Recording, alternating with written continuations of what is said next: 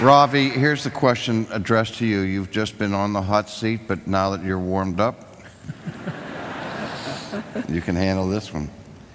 Is postmodernism dead, as Oz Guinness has suggested? And should we be thinking about what comes next? You know, I have the greatest respect for Oz, and he generally, in the tradition of Schaeffer, they generally are more far-seeing than many of us are.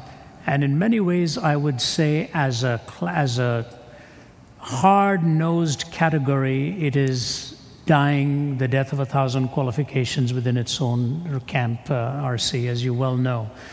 I think the idea of postmodernism is more a mood. It's what mood it engenders, and that mood will always be with us because we want to redefine reality. But Al made his strong point, you know, you're not a postmodernist in the lab, you're not a postmodernist as an engineer. I taught Al of the time, you've probably seen the Wexner Center of the Arts at Ohio State, one of the earliest postmodern buildings in America. They've got stairways that go nowhere, pillars that join no surfaces, rooms that serve no purpose. And when the architect was asked, he said, why, if life itself is so gratuitous and there's no sense of meaning, why should our buildings have any meaning? And so he designed it with a purposelessness in mind. So while I was being shown around, I said, I have one question. Did he do that with the foundation as well?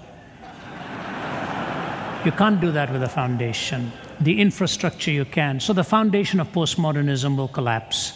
And literary critics, Jeffrey Hart and others, are taking them to task. Scientists are taking them to task. As a major movement, it is sort of moving into sunset. The ideas will haunt as a mood, and that we will still have to face. That's my thought on it. And I respect Oz very much. I think when he, in his journey home, is a terrific analysis of this. Did you want to say? I think Ravi's exactly right. I would say that that's true. In other words, Os Guinness's point is true if you're thinking about the movement in terms of its self-conscious framework in the academy. And Terry Eagleton, a British postmodernist, recently wrote a book. He wrote the book Literary Theory that kind of set the whole postmodern interpretation of literature into place. So he's just written a new book entitled After Theory, in which he admits that that great experiment in theory is dead. And he has an interesting point. He said, it's really difficult to try to subvert authority when you become dean. And that's a part of the problem. And so, you know, now you have partly a generational reality going on here. But I would just remind us that even though we talk about the postmodern, we're still living in a modern age. In other words, modernity and modernism still has a huge sway on us. It's the reason why when I mentioned technology, postmodernism was basically very negative on hope and technology, but Americans are still very positive about hope and technology. We're hoping some great machine's going to be fixed that'll, you know, invented that'll fix global warming. Let's just turn on a great cosmic vacuum cleaner. You know, let's just do it. You know, somehow someone's going to find this. Someone's going to find a cure to this. You know, you just go on whatever real or invented problem. We still have a lot of modernism around us.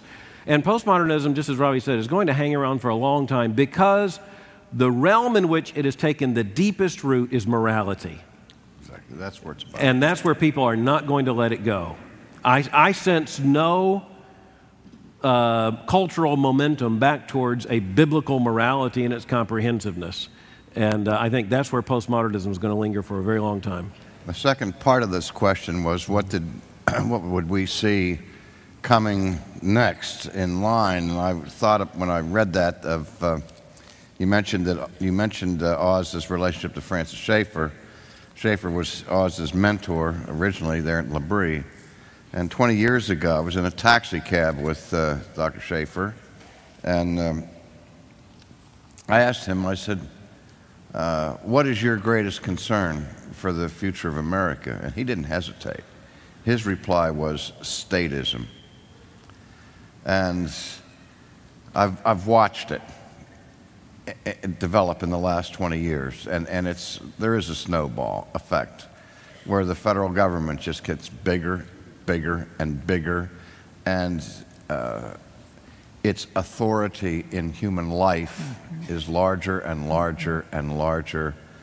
And the whole difference between separation of state and God, or state and church, has now become separation of state and God, where the state sees itself as autonomous. And what that has done in every other nation that has gone that way is terrifying. And I don't see how we will escape those same consequences. No, absolutely. As a matter of fact, one of the reasons that Marxism fell as a worldview is because everyone wanted a cell phone. And it was clear that Marxism wasn't going to give everyone a cell phone. And so, I mean, I'm serious. I mean, that has a lot. That's part of the reason why, you know, you talk about Marxism in China. You can talk about communism in terms of the governmental structure, but you really can't talk about Marxism in China, not at the economic level. But the communist worldview required a hard-booted government in terms of its force. But what we have is the regulatory state. And R.C., I agree with you entirely. What happens is, if you want a world in which everyone has cell phones, you got to have a lot of rules about how that's going to work. And so it's the soft coercion of the regulatory state I think we have to worry about. I think part of the bullying of the state and the academy is very drastic and strident today. I was at Oxford 2 weeks ago, and Dawkins' book, of course, was out, you know, The God Delusion. Alistair McGrath responded brilliantly with The Dawkins Delusion.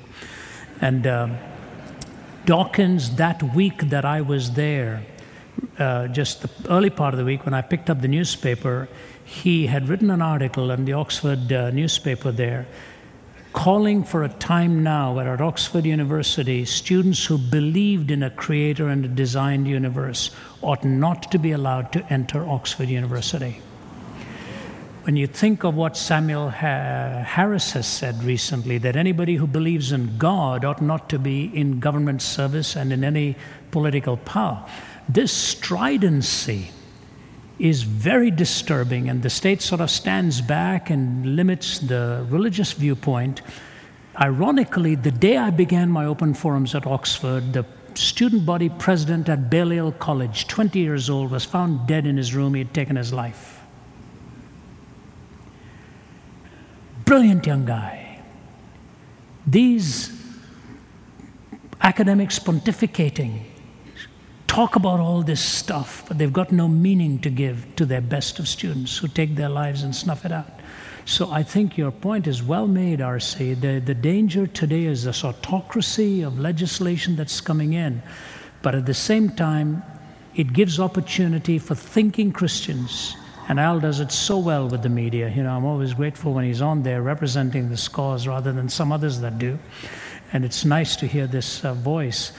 It's an opportunity today, whether it's the Da Vinci Code or this Tomb of Christ mess and all of that, to open up people to listen and see the beauty, the attractiveness and the cogency of the message. So in spite of the darkness, some bright lights can shine in the middle there.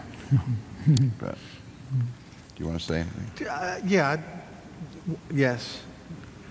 Gene Edward Veith, I can't remember whether it was in Postmodern Times or Modern Fascism, which are both outstanding books, had a quote from, I can't remember whether it was Queer Nation or ACT UP, two strident homosexual activist groups.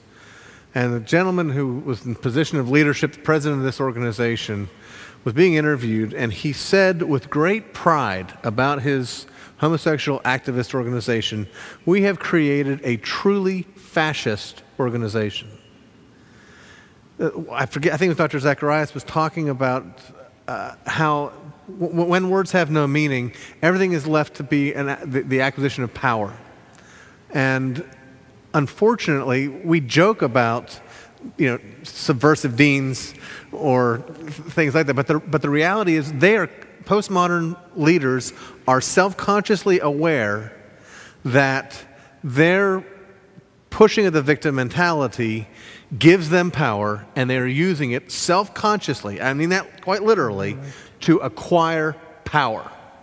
They are sophists of the worst kind who know what they're doing, who are trying to manipulate us, and that's one of the reasons why you're having an increase in state intrusion. The other reason is simply this. If we have 300 million different stories, and your story intersects with my story, how are we going to adjudicate this? So we talked about the lawyers.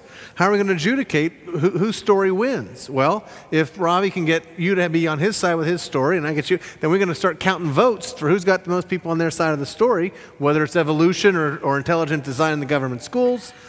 It's all a big battle for power because you can't reach conclusions based on rational arguments anymore. It's just power. Counting noses.